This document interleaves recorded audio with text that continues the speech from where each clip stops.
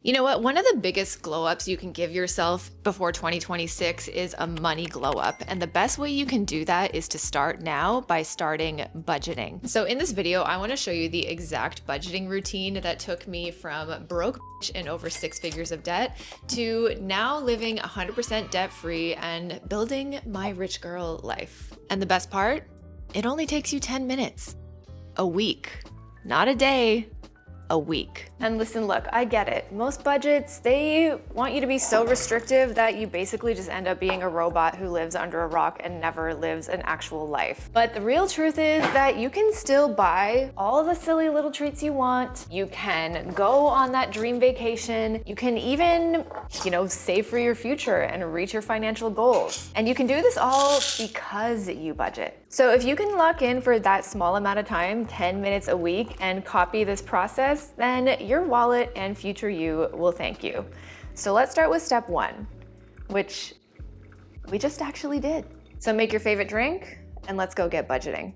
Because when it comes to budgeting, you just gotta do what you gotta do to make it enjoyable. Because if you're just starting this habit, it is gonna be the hard thing. So pair it with something easy that you already do that you also enjoy. For me, it's my morning coffee, so I'm gonna make it on a Sunday morning. It just becomes a ritual that you end up looking forward to. The last thing you want is for this to feel like a chore, so have something cute with it. All right, so now we're ready to actually start budgeting. And one thing I find that really helps me plan out my month and stick to my budget accurately is by looking at it as basically like your social calendar. So I'm actually gonna pull up my calendar for December to see if I have any events, parties, birthdays. The holidays are coming up, but it is good to get an idea of what is happening in your month so you can build a budget that supports that instead of fighting against it.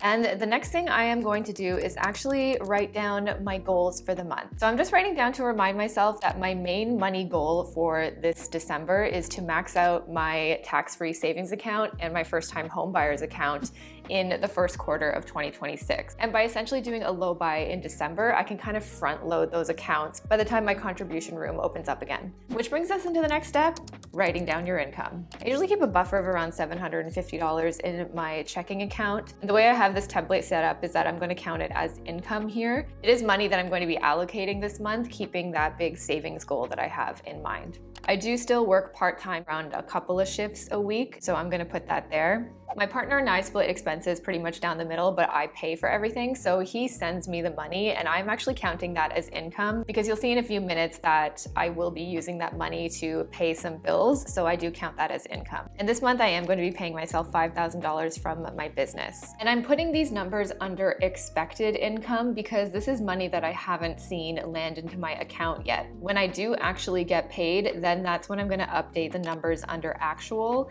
And that, as you'll see later on, is the money that you actually use to try to stick to your budget.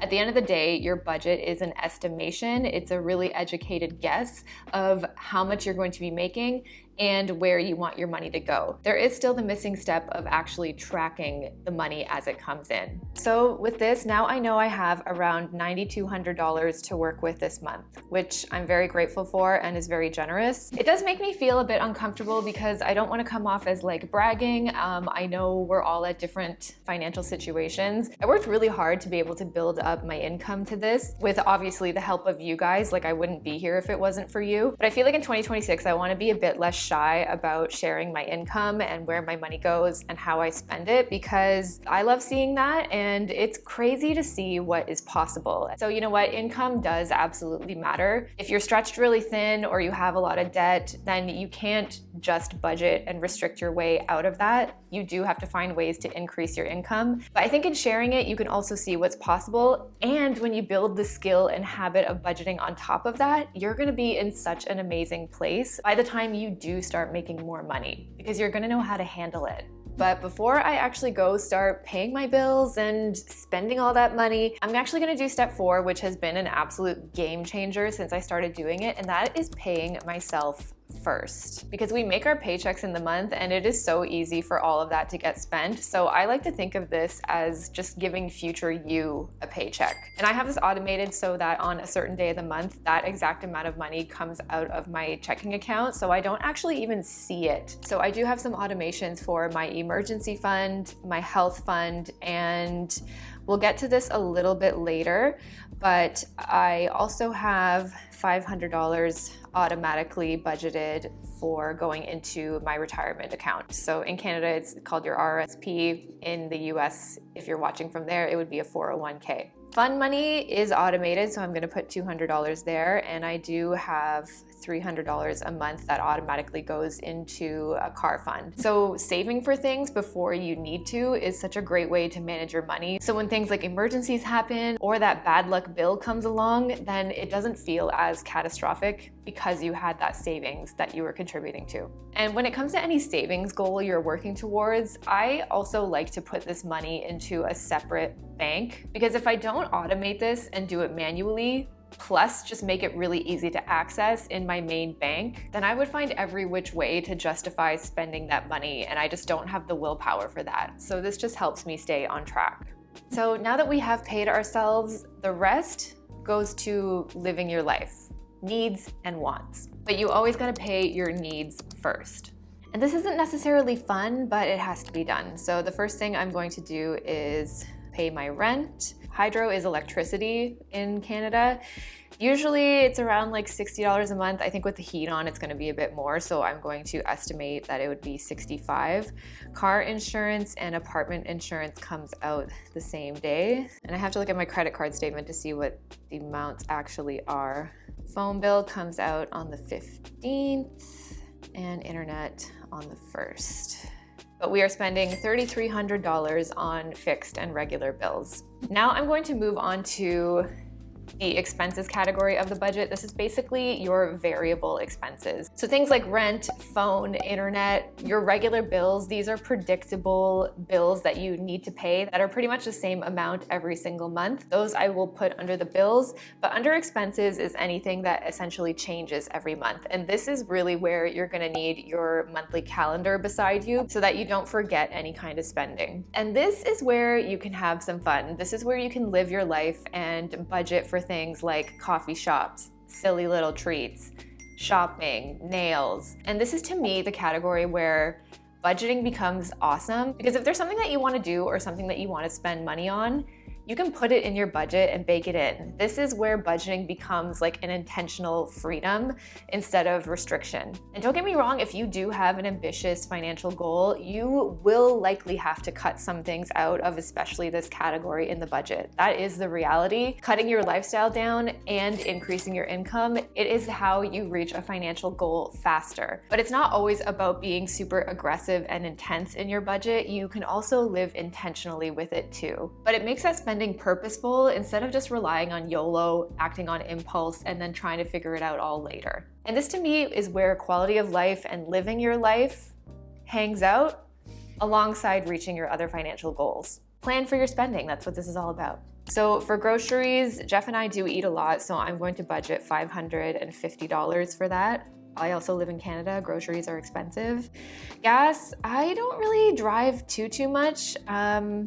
So I'm gonna budget around, let's budget $70. I will be going home for the holidays, but I do take transit more, so I'm gonna budget $100 for that. Parking, I'm gonna put a buffer of $10. Eating out, what do I wanna say for eating out? On average, I'd say we're probably like $150 a month. We typically like to eat out maybe once a week, if that. Entertainment, I'm gonna leave for now. I do get a monthly manicure once a month, so I'm going to budget $100 for that. Don't be mad at me, but my gym is very expensive. I do small group training at a pretty fancy gym, and yeah, they gotta get paid for that. It's literally like the best money I could ever spend on myself, so it is what it is. I'm gonna budget $350 for gifts because it is Christmas. We're not big gift givers in my family. We like to go for dinners and just like get little things here and there, like food, drinks, stuff like that. So that budget is never really big. Coffee shops. One of my Black Friday purchases was a 5-pound bag of coffee beans. Like, I'm not kidding. Takeout coffee budget's gonna be lower this month. Usually my coffee budget does include buying beans, but I'm just gonna leave it as social coffee. So I'm gonna budget, let's say $70. Shopping, it's supposed to be a low buy month, so we're gonna say 0. And I will be shopping for gifts a little bit, but that's gonna come out of my gifts budget. Personal care, I do have a hair appointment next week to dye my grays, so I'm gonna budget 120 for that with tax and tip. I don't know, getting your hair done at a salon's expensive. Home stuff, don't need to budget anything for that. Hobbies, what hobbies do I have? It's my YouTube channel. So I'm not planning on spending any money from there. Buffer, I like to budget around $250 to $300 a month just to give myself a cushion in case I do go over in any of the other categories here.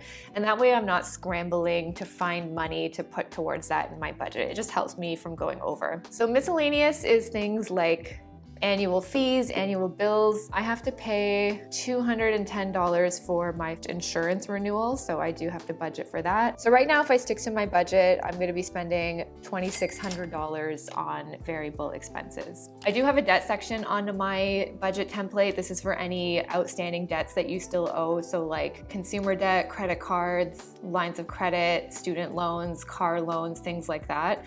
So if I was in debt, then I would likely be trying to minimize some expenses within my variable expense budget. Like I probably wouldn't be paying so much to go to the gym. I'd probably cut out things like getting my nails done. I would cut things like eating out to try to aggressively pay off any debt here. I'm very fortunate to be debt-free, so I'm not going to put anything here in this category this month. And then under investments, so for me, I have maxed out my tax advantage accounts except for my RRSP, which is something that I'm still continuously contributing to. I have that on automation, and I have a line here for crypto, but I haven't bought crypto since like 2016, so I don't know. So after all of that, if I stick to my budget perfectly, then I can potentially save $1,600 toward my investment goal. But you can see here now that we've got $0 left to budget, which is exactly what you want if you're doing a zero-based budgeting method. Remember, zero-based budgeting is not just spending all of your money willy-nilly, it's giving your money a job to do and a place to go. And this budget is your exact roadmap to do that. Okay, actually no, I forgot, I made an oopsie. So I forgot to pay taxes. So now I'm actually $800 over budget, and I can make a couple of adjustments here. I actually think I'm going to pause my fund money this month so that I can keep on contributing to my goal. So now I have $1,000 to put towards that. So you can also see here that you can play around with your budget and adjust it. Nothing is set in stone. There will be things that you forget about, and yeah, it's a fluid process too. So don't expect yourself to get it completely perfect right off the bat, and you're going to be able to make adjustments as you actually track your spending over the month. Which brings me into the final step, and that is actually tracking your money. This basically is the thing that turns the budget from a nice idea to an actual habit that you do. And this doesn't have to take you a long time at all. I actually do this every day because I'm a freak, but if I am lazy or just forget to do it, then sitting down once a week like this, making it cozy, making it cute, it takes under 10 minutes. It's like the easiest thing you could possibly do. And when you track your transactions and your spending weekly, this is where your money is actually going. You track it as it comes in and you track it as it goes out. And this is where you really start to get an understanding of your spending behavior, of your income, where there's potential places to improve, and even places where you can spend more money if you find that maybe you're being like even too frugal with things. So it's really up to you and what works. But I'm just going to be tracking my actual spending. I haven't been paid yet, so I have no paychecks here, but Jeff did send me money on the 1st, and I have paid myself out of my business. No money right now in the closet sale, and I'm not getting out of the paycheck. So right now I'm still anticipating $9,200 to come in, but at this very moment, I have $7,300 to work with. I have already paid rent that comes out of my account, so I'm gonna cross that off. Hydro has not happened yet. We have paid car insurance. We have paid apartment insurance. Phone has not happened yet, but internet has, so that is paid. And I have spent money this week, so let us see. So now I'm gonna go down to the expense tracker and actually track my expenses so I can see exactly where my money has been going. And In my budget template, I also track my mood alongside that spending, and I track whether or not I decide if that money that I spent felt impulsive, if that spending behavior was impulsive, or if I felt it was intentional. And this just gives me an idea and kind of a bird's eye view of maybe how I'm feeling when I'm spending certain amounts of money. And it's really helped me make connections to when I tend to feel more spendy and impulsive compared to when I feel more calm and intentional with that money. So on December 1st, I paid $124 for my gym. My mood, well, I'm actually fine with it, and I feel like that's intentional because that's an automated bill and I love my gym, so I'm fine with that. And on the budgeting template, under the gym category, it shows me that out of that $497 that I budgeted, I've spent $125-ish, and I have around $372 left to spend in that category. And then on December 1st, I also went to the grocery store and I spent $7.49. I'm gonna say that I was neutral and intentional. So I do have neutral as a mood option because not all spending has to be categorized as good or bad. Money is like really just how we associate with it. And I think buying groceries is a very neutral thing. December 2nd, I went to the gym that morning. I'm gonna put this under miscellaneous. No, put that under buffer. I went to the gym that morning and I bought a protein bar because I didn't eat anything and I didn't want to train fasted. So that I'm gonna put as neutral, but I'm gonna put that as impulsive. And I'm just gonna keep tracking my expenses for the week.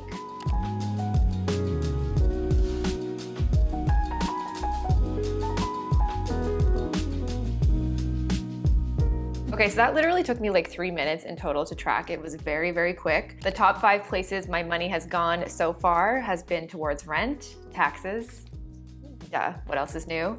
Car insurance, the gym, and groceries. My mood this week when spending money has overall been neutral, and I have made 4 impulsive purchases versus 5 intentional ones. Budgeting to me is truly the first step in taking control of your income. It doesn't have to be perfect. You will go over some months, you will go under, but every single time it's such a learning experience, and you're building better habits and learning more about yourself along the way. But at the same time, budgeting doesn't mean much if you don't understand the deeper reasons why you spend, not just tracking what. So watch this video next where I share 15 tiny habits to help you stop overspending for good. Thanks for watching, and I'll see you next week. Bye.